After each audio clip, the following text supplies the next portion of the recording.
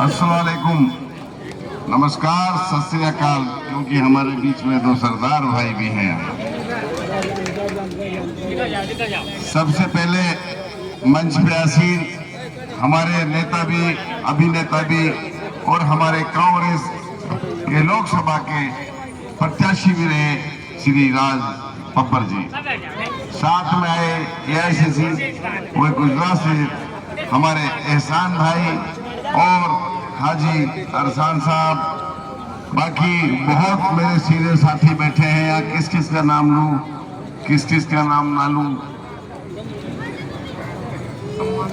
मैं यही कहूंगा, सम्मानित मंच पर सरपंच बहुत शख्सियत यहाँ ऐसी बैठी है कि सुबह से लेकर शाम हो जाएगी और इस प्रोग्राम में आए मेरे खासकर दिल के धड़कन नौजवान साथियों और मेरे पिता समान बुजुर्ग और प्यारे बच्चों।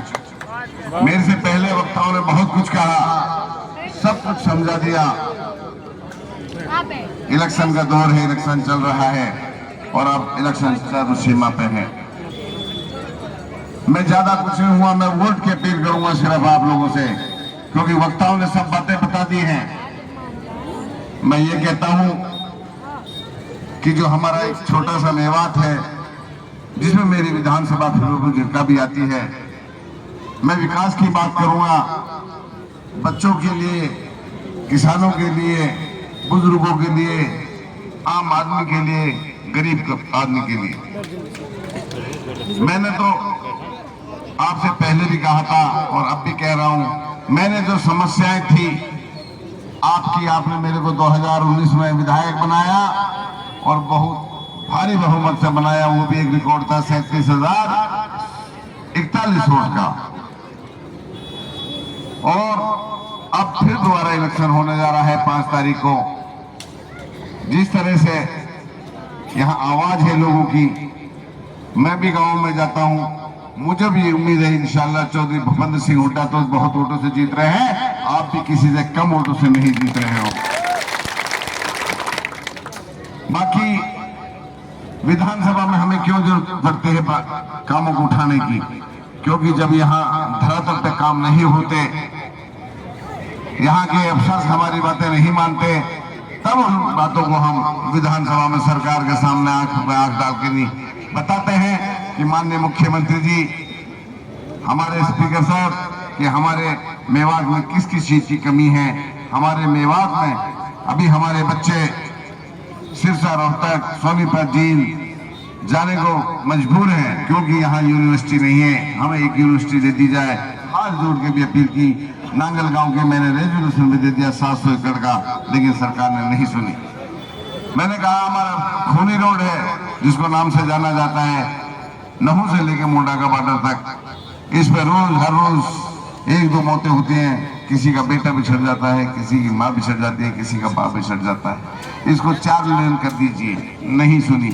आखिरकार विधानसभा के बाहर भी बैठा, नहीं सुनी। हमारे मेवात में पानी की बहुत कमी है, 70% खारी पानी है, क्योंकि हम एक मेवात कैनाल दे दो, उसके बारे में भी नहीं सुना।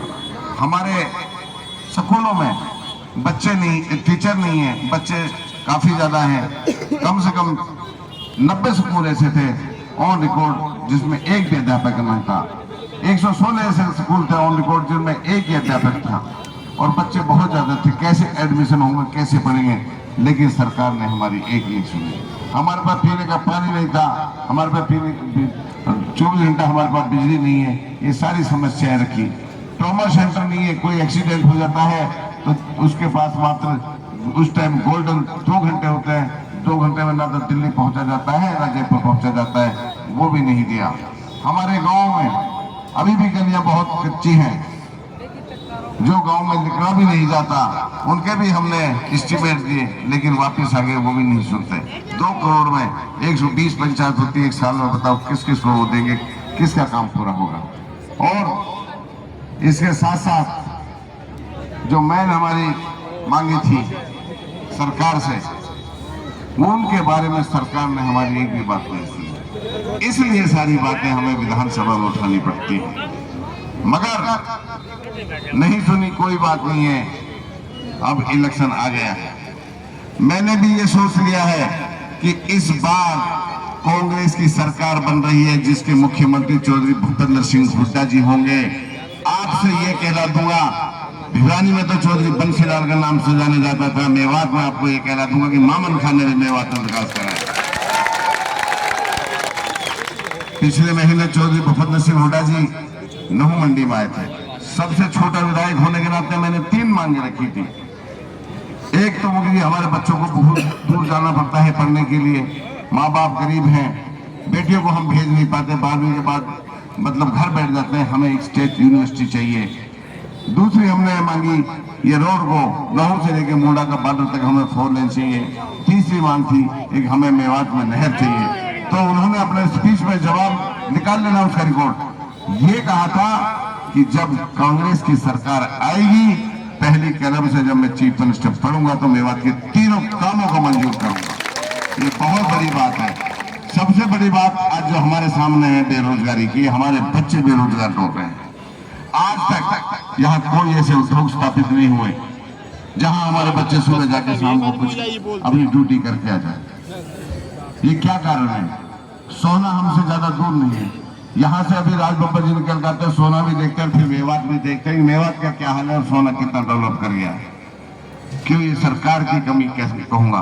सरकार चाहे बिल्डर्स भी भेज सकती है, उद्योग भी लगा सकती है, जो चीज चाहे सरकार इसको एक दिन में पेरिस भी बना सकती है। ये सरकार की मंशा के ऊपर होता है। आप घबराओ मत मेरे नौजवान साथियों, सरकार आ रही है। 2 लाख पोस्ट अभी भी विधान के